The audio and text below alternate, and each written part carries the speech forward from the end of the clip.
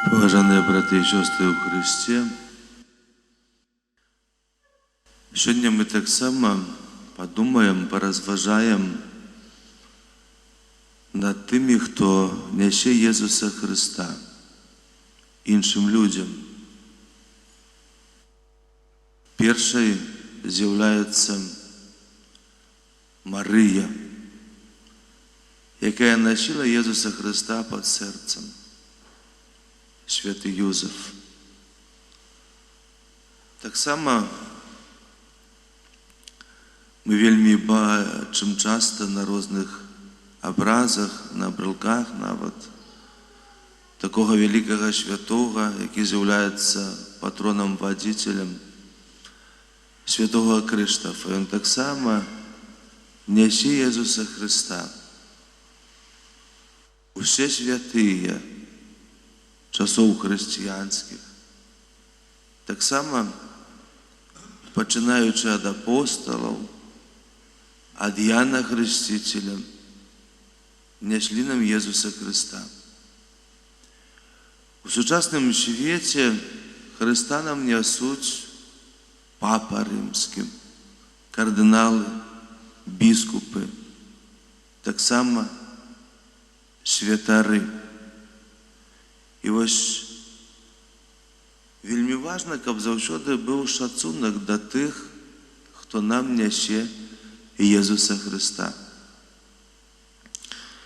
Святы Францішак з Асіжу жыў у такім часе, дзе таксама вельмі шмат людзей было збунтаваных, дзе не толькі шмат было розных войнаў, непакою, але вельмі шмат людзей адыходзіла ад касцёла. Нам здаецца, што можа толькі нас час такі неспакойны. Час святога Францішка таксама быў неспакойны. Але чым адрозніваўся святы Францішак, скажам, ад Лютара? Той, калі бачыў пэўныя памылкі касцёла, і можа бачыў, што не заўсёды ёсць адпаведная рэакцыя вышэйшага духавенства, ён збунтаваўся супраць касцёла, ён пайшоў сваім шляхам. Святы Францішак з Асіжу меў вельмі вялікую ласку, ён бачыў, што ўсё непроста ў касцеле. Але ён таксама меў вельмі вялікую пакору, бо ён разумеў. Ён вельмі добра разумеў тое, што касцёл з'яўляецца святым, не гледзячы на тое, што ён складаецца з грэшных людзей. І многія духоўныя таксама з'яўляюцца грэшнымі людзьмі. Святы Францішак меў вельмі вялікую ласку і вельмі добра зразумеў, што святасць касцёла не столькі ў людзях, святасць касцёла ў Езусе Хрысце. Касцёл святы святасцю таксама Божай. Святы Францішак вельмі добра разумеў слабасці чалавека. Святы Францішак вельмі добра разумеў, што такое грэх, насколько ён чалавека знішчае. І вось што святы Францішак Асіскі казаў пра святароў, што які б не быў святар, нават можа вельмі грэшны, то ўсё раўно святы Францішак казаў: я буду мець да яго шацунак, таму што ён выбраны Богам, і праз яго рукі хлеб становится телом Христа, вино становится кровью Христа. Бог праз руки святара прыходзіць у гэты свет, на гэты алтар Бог прыходзіць у нашае жыццё. Святы Францішак, вядома, што разумеў, насколько дрэнным з'яўляецца грашыць, наскільки дрэнным з'яўляецца таксама заставацца у граху. Але заўсёды меў шацунак да тых, хто нясе Езуса Хрыста. Таксама, што датычыць святога Францішка, ён вельмі добра зразумеў, што вельмі важна не столькі вымагаць ад іншых людзей, сколькі важна вымагаць ад самого сябе. Бо потым, паважаныя браты і сёстры ў Хрысце, калі мы станем перад Богам у валадарстве нябесным, Бог не будзе пытацца ў нас, якія там былі ў цябе соседзі, якія былі ў цябе сябры, а на працы з кім ты меў дачыненне. Чи гэтыя людзі цябе не спакушалі таксама. Бог гэта не будзе пытацца ў нас, бо Бог не пытаецца пра тое, што Ён ведае, а Бог ведае ўсё. Бог, калі мы станем перад Ім у вечнасці, будзе пытацца пра нас, пра нашае жыццё, як мы жылі і як мы паступалі, чи мы давалі прыклад для іншага чалавека, чи наадварот мы былі часам спакусай для іншага чалавека. Вось аб чым будзе пытацца Бог. І святы Францішак з Асыжу вельмі добра гэта разумеў. Для гэтага ён акцэнт клаў на тое, што не столькі вымагаць ад іншых, сколькі вымагаць ад самого сябе. І вось мы вельмі часта можам заўважыць у людзей, якія, можа, ўсё-такі маюць слабую веру, што вось у іх ёсць такое згаршэнне іншым чалавекам, чи духоўным, чи чалавекам, які вельмі часта прыходзіць да касцёла, што ён прыходзіць да касцёла часта, ён моліцца, ён павінен паступаць ідэальна. Ён, можа, і хоча паступаць ідэальна. Мы, можа, і хочам паступаць ідэальна, але не заўсёды атрымоўваецца, і пэўныя слабасці нам у гэтым перашкаджаюць. І вось хтосьці кажа, што калі чалавек прыходзіць да святыні, то ён павінен уже быць амаль ідэальным, гэты чалавек. Ну, а бывае так, што чалавек сапраўды вельмі часта прыходзіць да святыні, а па-рознаму ў жыцці. І людзі, якія далёка ад святыні, ад касцёла, ад хрысціянства, кажуць, што вось так часта прыходзіць і моліцца, а так паступае. А хто ведае? Каб ён не прыходзіў, не маліўся, ён можа быць у 5 разоў быць горш. А тое, што ён прыходзіць, тое, што моліцца, і ён таксама змагаецца сваімі недахопамі, сваімі грахамі. Але ніхто гэтага не бачыць, не заўсёды нават родныя блізкія могуць гэта заўважыць. Гэта ведае Бог. І вось калі такі чалавек стане перад Богам, Бог будзе пытацца у яго пра ягонае жыццё, але Бог будзе ведаць, што гэты чалавек хоць вельмі часта падаў, але ён усё-такі меў у сабе сілу і адвагу, каб уставаць і ісці далей. Чалавек вельмі шмат недахопаў меў, але ён не стамляўся, і ён з імі таксама змагаўся сваімі грахамі, сваімі недахопамі, сваімі слабасцямі. А іншы прыйдзе да Бога, і Бог скажа, што ты сябе лічыў ідэальным чалавекам, можа, ты сябе лічыў амаль святым чалавекам. Дык вот паслухай, паглядзі, сколькі я табе даў ласкаў, а сколькі ты з гэтага скарыстаў. І Бог ніколі не будзе пытацца ў нас пра іншых людзей. Што былі за людзі, з кім ты сябраваў, з кім не сябраваў, з кім у сябе адносіны былі, можа, вельмі дрэнныя, напружаныя, варожыя. Бог будзе пытацца пра нас, пра нашае жыццё, як мы скарысталі з таго, што атрымалі ад Бога, з таго, што мы атрымалі праз касцёл, з таго, што мы атрымалі таксама ад нашых бацькоў, з таго, што мы атрымалі ад іншых добрых людзей.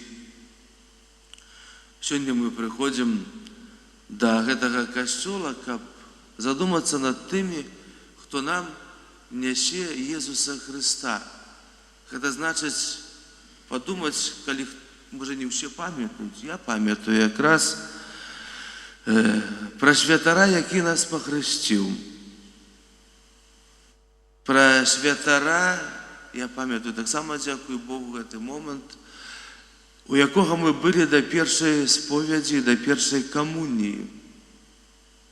Пра святара, у маім дзяцінстве так было, што не было біскупаў, і бежмаванне таксама я атрымаў з рук святара.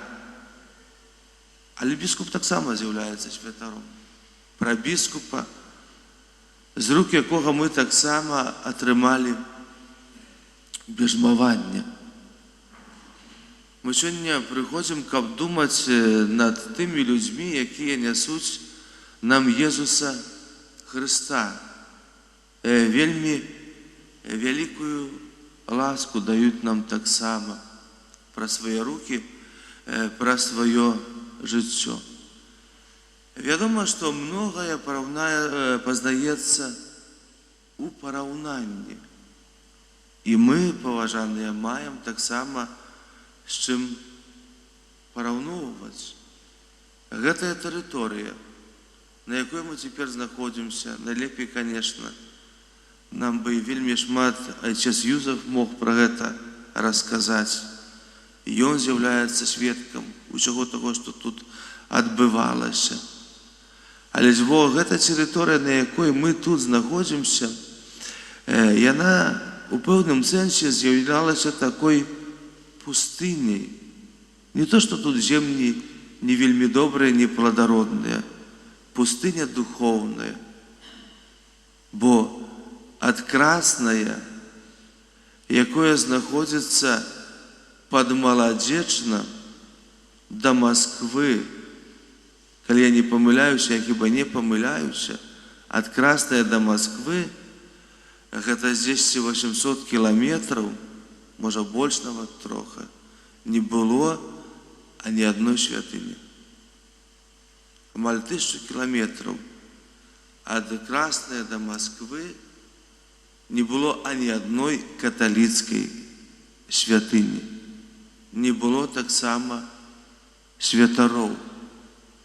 І вось адна з маіх парафіянкаў, якая цяпер жыве тут недалёка, у Плесе, з такой пабожнай сям'і, яна казала, што калі была магчымасць, нас прывозілі ў Краснае.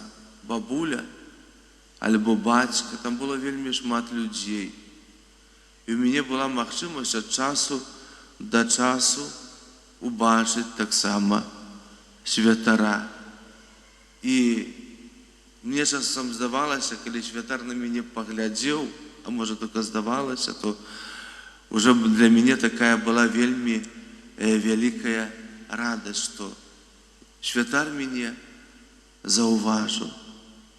Быў такі час, асабліва паважаны на гэтых тэрыторыях, калі не было ні святыняў, ні святароў, і сапраўды тады святар быў на вагу золата. Але гэтыя часы прайшлі. Дзякуй Богу, бо гэта такія сумныя часы у жыцці касцёла на Беларусі.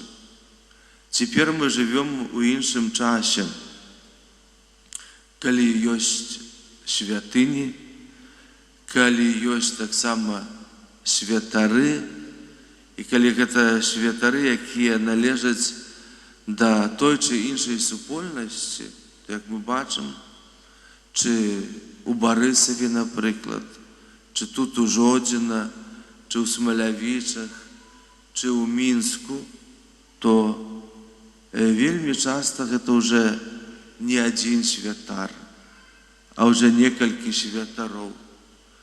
У нашай супольнасці у Мінску пастаянна ёсць 4 святары. Вядома, што отец Андрэй, ён з'яўляецца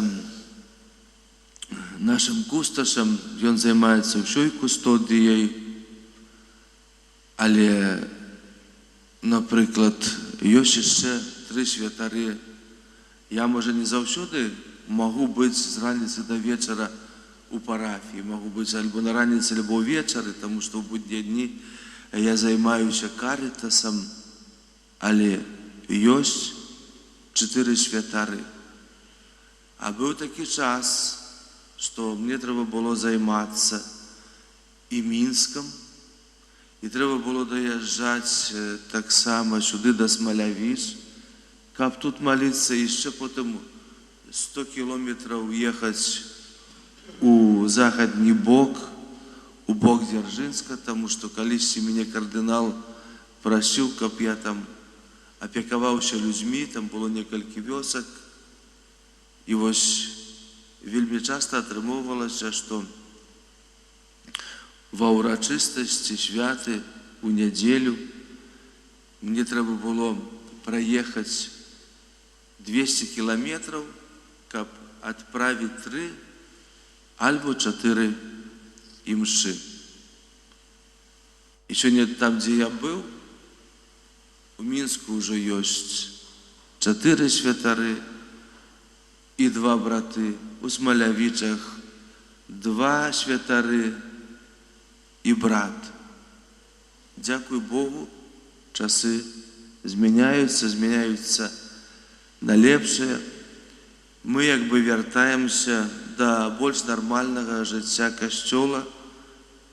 Можа быць, тут яшчэ бывае і немало такога, што святарам прыходзіцца больш займацца будовай, але ўжо ўсё больш мы вяртаемся да нейкіх пэўных нормаў, таму што, напрыклад, тут уже касцёл збудаваны, можа там пэўныя некія невялікія ремонты, як кожны будынак патрабуе. У Мінску мы, напрыклад, касцёл ужо дабудоўваем. Гэта значыць, што больш ёсць часу, каб можна было пасвяціць парафіі, каб можна было пасвяціць таксама вернікам. Што праўда, часам нават старэйшыя вернікі не заўсёды гэта разумеюць. Мне калісьці трэба было падрыхтаваць маладых людзей да шлюбу, дык старэйшыя казалі, а навошта так доўга? Вот, калі мы былі маладымі, нас занадта ніхто не рыхтаваў. Ну, бо быў тады іншы час. Святар абслугоўваў многа святыняў. Можа, быў адзін на некалькі раёнаў, занадта ў яго не было ані часу, ані магчымасці. І тое, што тады адбывалася, гэта не было нормай, гэта было выключэннем з норм. А вось цяпер мы вяртаемся да нармальнага жыцця. І з цягам часу, з кожным годам, усё будзе, напэўна, лепей, калі усё менш, можа, будзем займацца будовамі, таму што ўжо зробім, даробім, дабудуем, і больш будзе часу на тое, каб будаваць парафію, адносіны ў парафіях, каб будаваць вось гэтыя масты паміж парафіяй і валадарствам нябесным. Гэта таксама вельмі важная будова. Мы сёння задумваемся над тым, паважаныя браты і сёстры ў Хрысце, каб мець шацунак да тых, хто нясе нам Езуса Хрыста, да нашых біскупаў, да нашых святароў, да нашых сясцёр законных і да тых, хто аддана працуе таксама у нашых парафіях, памагае пры нашых парафіях. Час змяняецца. час змяняецца на лепшае. Калісьці, так як казаў, што ад Маладзечына да Масквы не было ні аднаго касцёла. А цяпер трэба там падумаць, пасядзець і палічыць, сколькі ад Маладзечына да Масквы ёсць таксама касцёлаў. Дзякуй Богу. І тут ёсць ужо адзін касцёл. Дзякуй Богу, што і ў Смалявічах атрымалася збудаваць. Дзякуй Богу, што многа касцёлаў таксама будуецца і у Мінску. І сапраўды мы бачым, што жніво вялікае, што жніво павялічваецца, што растуць нашыя святыні, што вернікаў становіцца таксама болей. На час вось гэты неспакойны, можа, цяпер трохи менш, таму што пандэмія, таму што каранавірус, таму што людзі многія, асабліва старэйшыя, баяцца, таму што гэта таксама небяспечна. Але маем надзею, што хутка каранавірус пакіне нас і што ізноў вернікі, людзі пачнуць вяртацца да нашых святыняў. Кажучы пра тых, хто нясе Езуса Хрыста, я кажу трошкі пра гісторыю, якая была тут на працягу дзесяткаў год. Я калі ішоў у духоўную семінарыю, на Беларусь усю заставалася, гэта быў 88 год, трохі больш за 60 святароў. На ўсю Беларусь трохі больш за 60 святароў. Калі паявіўся першы арцыбіскуп Тадеуш Кандрушевіч, і часам сустрэчы адбываліся ў Гродна, то святароў было сапраўды нешмат.